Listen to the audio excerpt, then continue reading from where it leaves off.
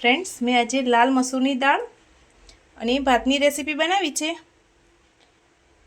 દરેક ગુજરાતીનું comfort food છે, તો આ રેસીપી એકવાર જરૂરથી ટ્રાય કરજો.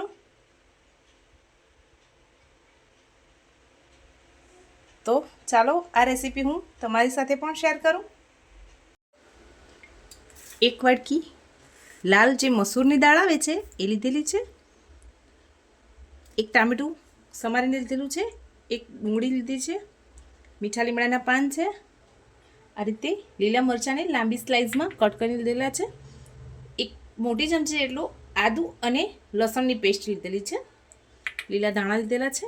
તો ચાલો આપણે મસૂરની દાળ બનાવવાની તૈયારી કરીએ. એક કુકર લીધું છે. આપણે એમાં દાળને ઉમેરી દઈશું. પાણી ઉમેરી સરસ 2 થી 3 પાણીથી ધોઈ લઈશું.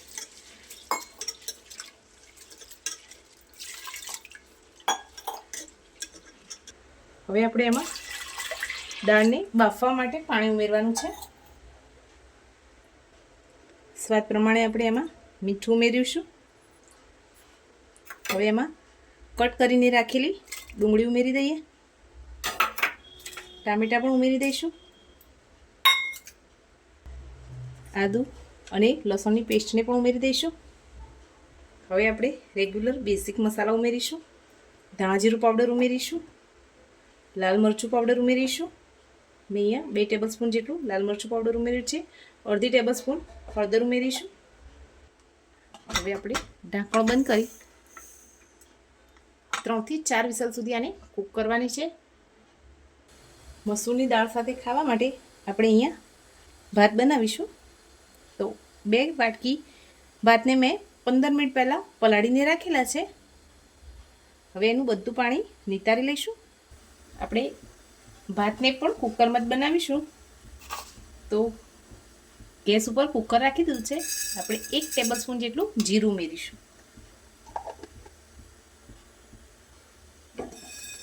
જીરું શેકાવા લાગ્યું છે.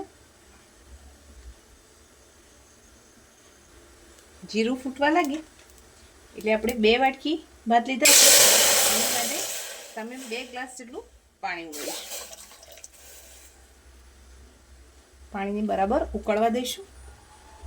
હવે આપણે એમાં મીઠું ઉમેરીશું. સ્વાદ પ્રમાણે મીઠું ઉમેરી દઈએ. પાણીને સરસ ઉકળવા દેવાનું છે.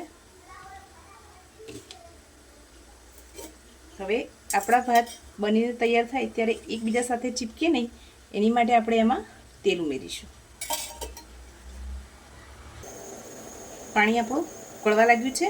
હવે નિતારીને રાખેલા ચોખા ઉમેરી દઈએ. હવે આને હાલ ઢાંકણ બંધ નથી કરવાનું. ખુલ્લા ઢાંકણમાં બધું પાણી શોષાઈ જાય ત્યાર સુધી આપણે ભાતને કૂક થવા દઈએ.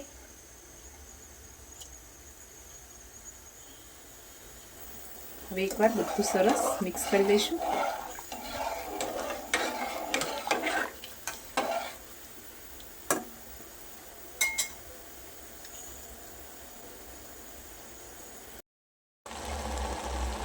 ભાતમાંથી બધું પાણી શોષાઈ જાય અને આ રીતના બબલ્સ થવા લાગે એટલે આપણે કુકરનું ઢાંકણ બંધ કરી હાઈ ગેસની ફ્લેમ ઉપર 1 વિસલ કરી ગેસની ફ્લેમ ઓફ કરી દઈશું.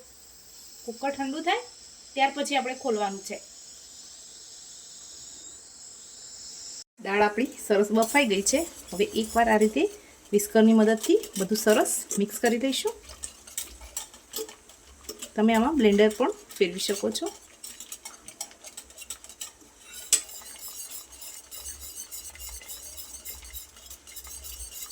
હવે આપણે દાળમાં ઉમેરવા માટે એક તડકો તૈયાર કરવાનો છે.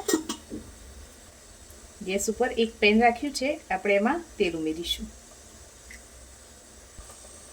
તેલ ગરમ થાય એટલે એમાં રાઈ, જીરું, રાઈ જીરું તતડી જાય એટલે આપણે એમાં હિંગ ઉમેરીશું.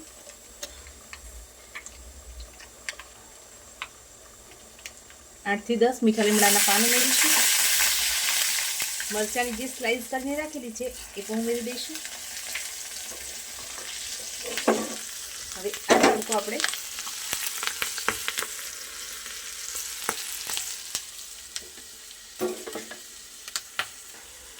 તડકો તૈયાર કરેલો છે એ આપણે દાળમાં ઉમેરી દઈશું. ઉપરથી દાળને થોડી વાર માટે ઢાંકી દઈશું.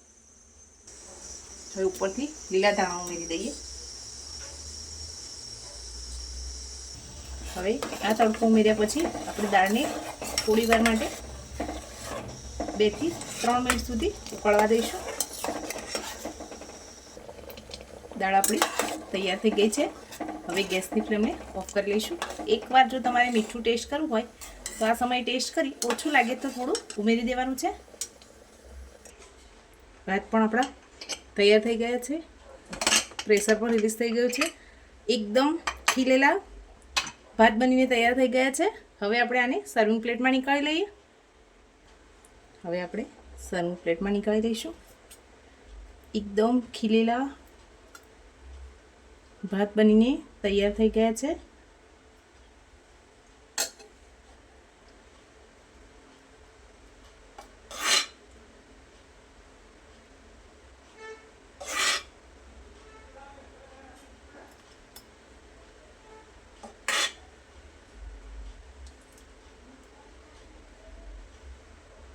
ફ્રેન્ડ્સ, આપણી મસૂરની દાળ અને ભાતની રેસીપી બનીને તૈયાર થઈ ગઈ છે.